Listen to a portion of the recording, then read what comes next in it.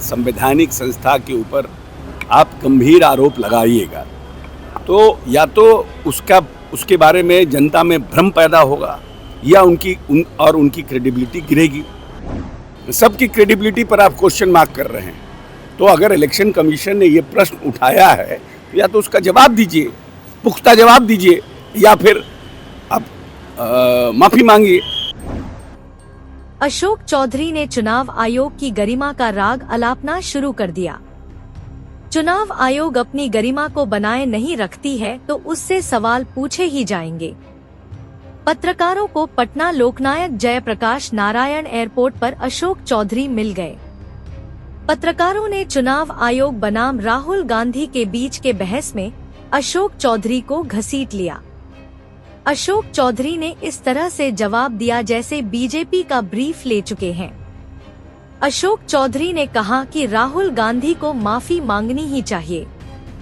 अशोक चौधरी ने यह भी दलील दी कि चुनाव आयोग ने उन्हें 2 विकल्प दिया है, या तो अपने दावों को एफिडेविट करके प्रमाण के साथ रखें या नहीं तो माफी मांगे। राहुल गांधी ने चुनाव आयोग के एफिडेविट के सवाल पर स्पष्टता से जवाब दिया है। चुनाव आयोग से पूछा गया है कि क्या चुनाव आयोग राजनीतिक दल के नेता के सवालों के प्रति उत्तरदायी नहीं है। चुनाव आयोग से बहुत सारे प्रमाणों के साथ सवाल पूछे गए हैं।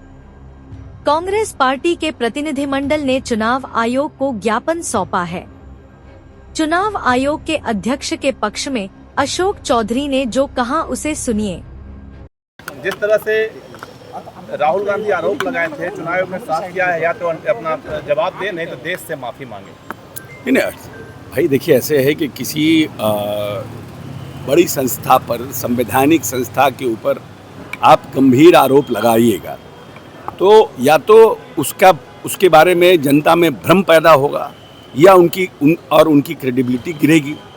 तो जो भी उस संस्था का अध्यक्ष होता है वो अपनी क्रेडिबिलिटी इस्टैब्लिश करने के लिए उसका काउंटर करेगा।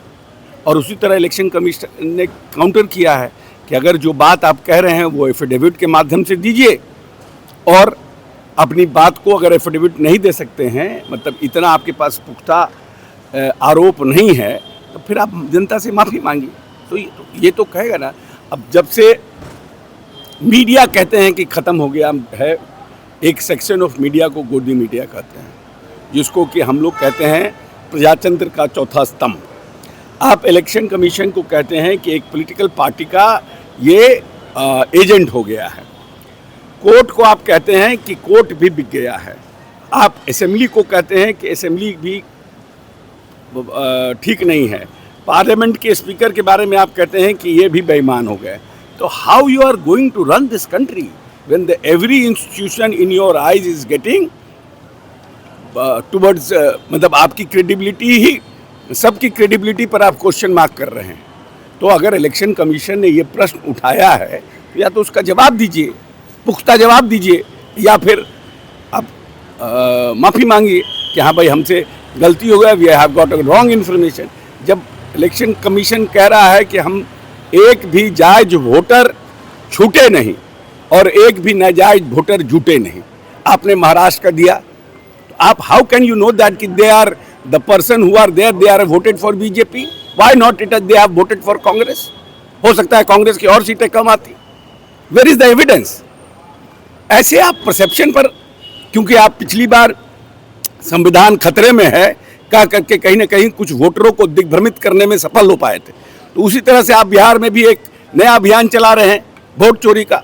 जो नेता इस प्रदेश में वैसे वैसे लोगों के यहाँ बिजली और नल जल पहुँचाने का काम किया जो कभी नीतीश कुमार को वोट नहीं दिए, गरीब से गरीब लोगों के लिए। आज नीतीश कुमार उन वोटरों का वोट कटवा देंगे।